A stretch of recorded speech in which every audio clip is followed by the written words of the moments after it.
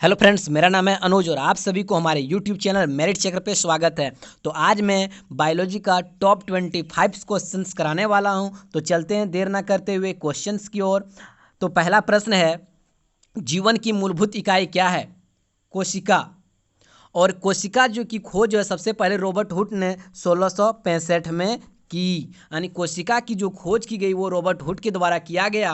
और सेकेंड जो फिगर है यहाँ पे मैंने कोशिका के संरचना को दिखाने का प्रयास किया। और फर्स्ट जो फिगर है यहाँ पे उत्तक, यानी यहाँ से आप उत्तक के डिफिनेशन को याद कर सकते हैं। यानी कोशिकाओं के समूह को क्या कहा जाता है? उत्तक। यानी जब अनेक कोशिका आपस में मिलते हैं तो एक समूह का निर्माण होता है और उस समूह को हम क्या बोलते हैं? उत्तक कहते हैं। नेक्स्ट प्रश्न की ओर चलते हैं। तो कौन सा कोशिका पादप कोशिका में पाया जाता परंतु जंतु कोशिका में नहीं पाया जाता? तो वो है क्लोरोप्लास्ट, यानी जिसको हम हरित तलवक बोलते हैं। हरित तलवक जो है वो पादप कोशिका में पाया जाता है, ना कि जंतु कोशिका में पाया जाता है। और यहाँ पे माइटोकॉन्ड्रिया और राइबोसोम जो होते हैं वो जंतु कोशिका और पादप कोशिका दोनों में पाया जाता है। नेक्स्ट प्रश्न की ओर चलते हैं। तो सर्वप्रथम किस वायरस की खोज हुई? तो सबसे पहले हम जानते हैं कि वायरस का जो खोज किया वो पहला व्यक्ति कौन था? तो वो था इवानोवॉक्सी। इन्हीं के द्वारा जो है वायरस की खोज की गई। और सर्वप्रथम जो पहला वायरस था वो था TMV वायरस। क्या था? टोम्बैको मोजिक वायरस, यानी तंबाकू के पत्तियों में मिला था ये वायरस। नेक्स्ट प्रश्न की ओर चलते हैं। एड्स मानव प्रतिरक्षाहीनता विषाणु HIV के द्वारा होता है जो है, यानी एड्स जो है वो HIV वायरस के द्वारा होता है। लेकिन उस वायरस का नाम क्या है? Retro virus. इसी की वजह से जो होते हैं एड्स रोग होता है। एड्स जो होते हैं छूने बातचीत करने से नहीं फैलता, ये जो होता है एक यौन संबंधित रोग है।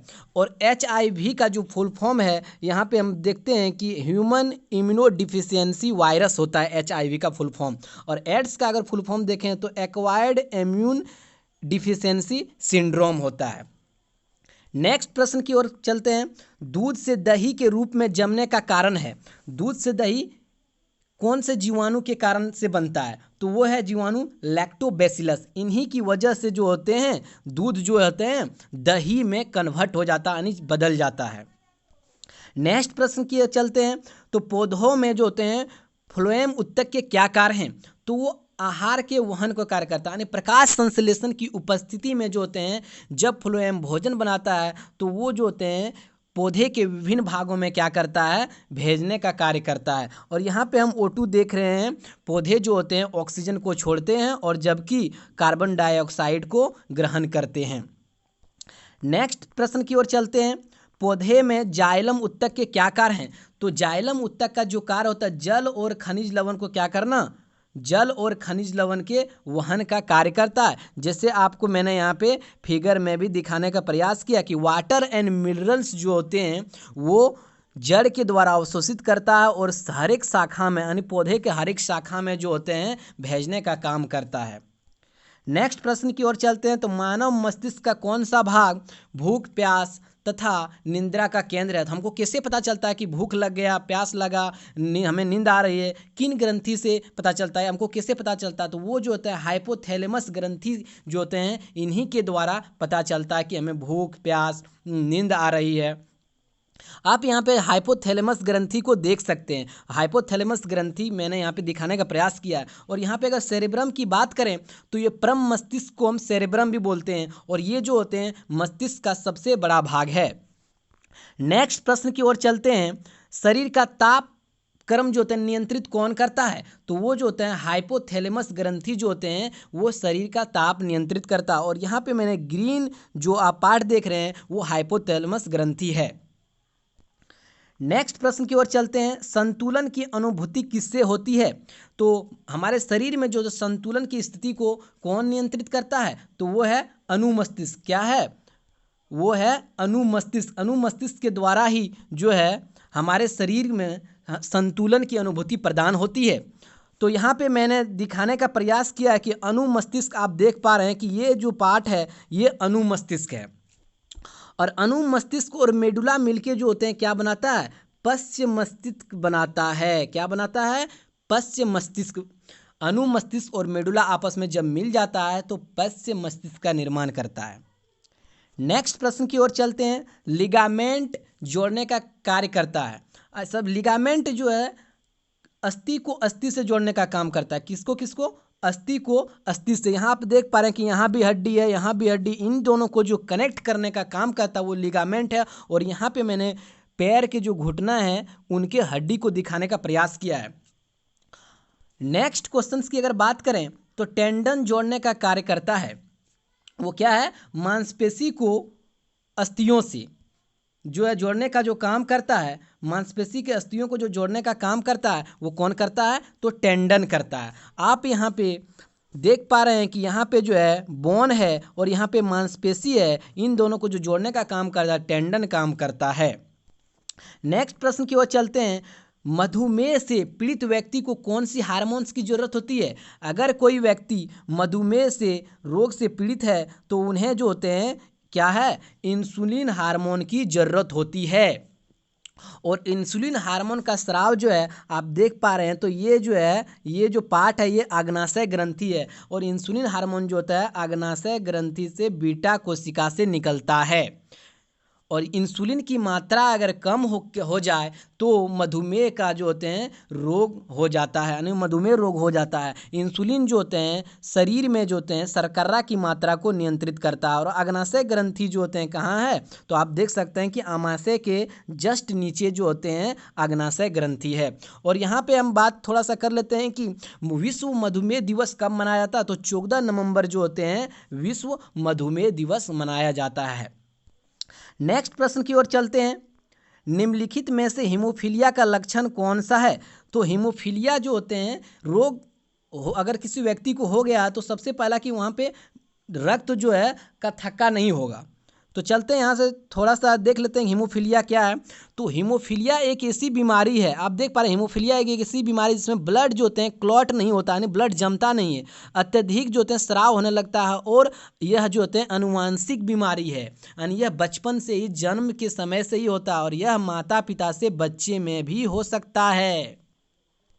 नेक्स्ट की अगर बात करें नेक्स्ट प्रश्न की ओर, तो शरीर में कैल्शियम ऑक्जेलेट की जो है मात्रा अधिक हो जाने से क्या होगा? तो अगर हमारे शरीर में कैल्शियम ऑक्जेलेट की मात्रा ज़्यादा हो जाने से क्या आंसर होगा? तो वो पथरी रोग होगा। जैसे आप यहाँ पे फिगर के माध्यम से भी देख पाते हैं। और ये पथरी जो होता है वो कहाँ पे होता है? किडनी में होता है, यानी वृक्क में होता है।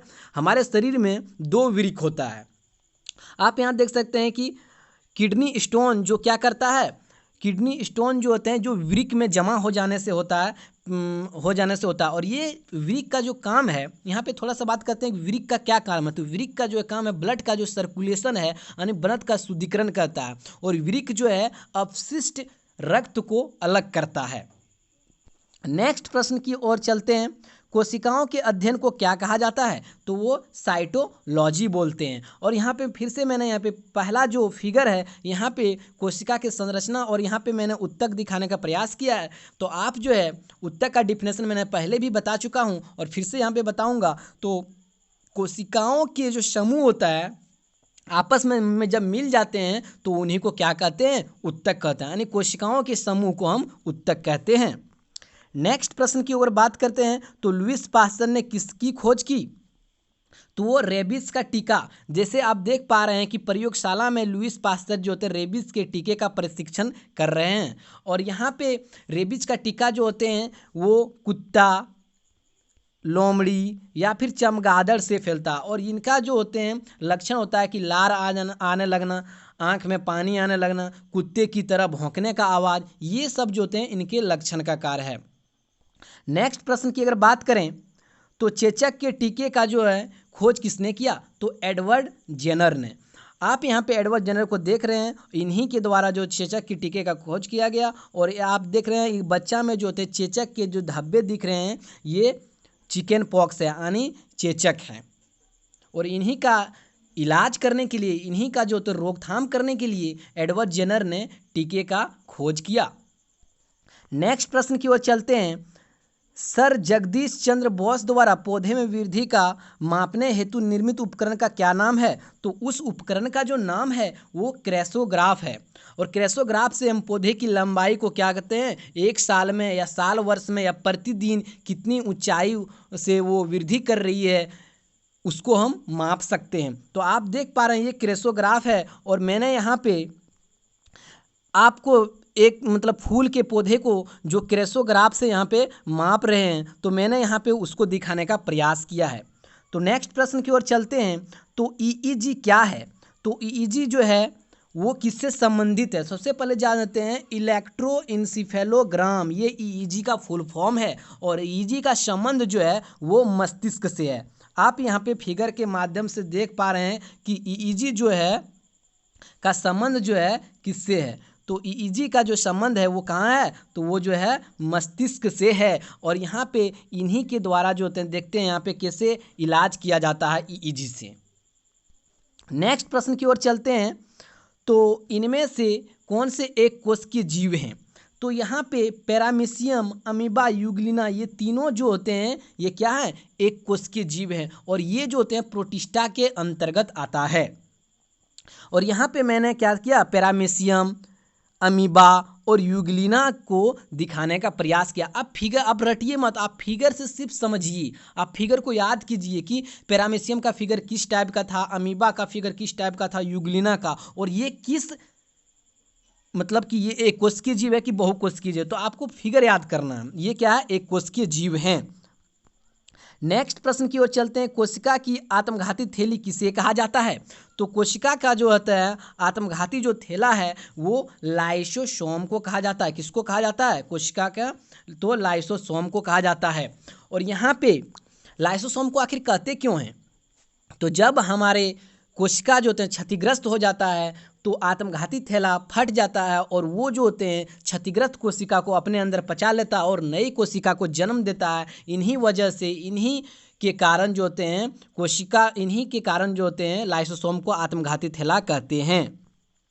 नेक्स्ट प्रश्न की ओर चलते हैं। केंचुआ, नेरिस, जोंक किसका उदाहरण है? तो ये जो होते हैं एनिलिडा का उदाहरण है। और इसको पहचानने का एक तरीका है कि इनके शरीर पे जो होते हैं ना एक धब्बे टाइप का, निशान टाइप का होता है, जो कटा कटा भाग आप देख रहे हैं पूरे शरीर में होता है। इन्हीं के द्वारा हम पहचान सकते हैं कि ये एनिलिडा जो होते हैं वर्ग के अंतर्गत आते हैं। तो केंचुआ, नेरिस या जोंक, आप फिगर से सिर्फ समझिए। नेक्स्ट प्रश्न की ओर चलते हैं।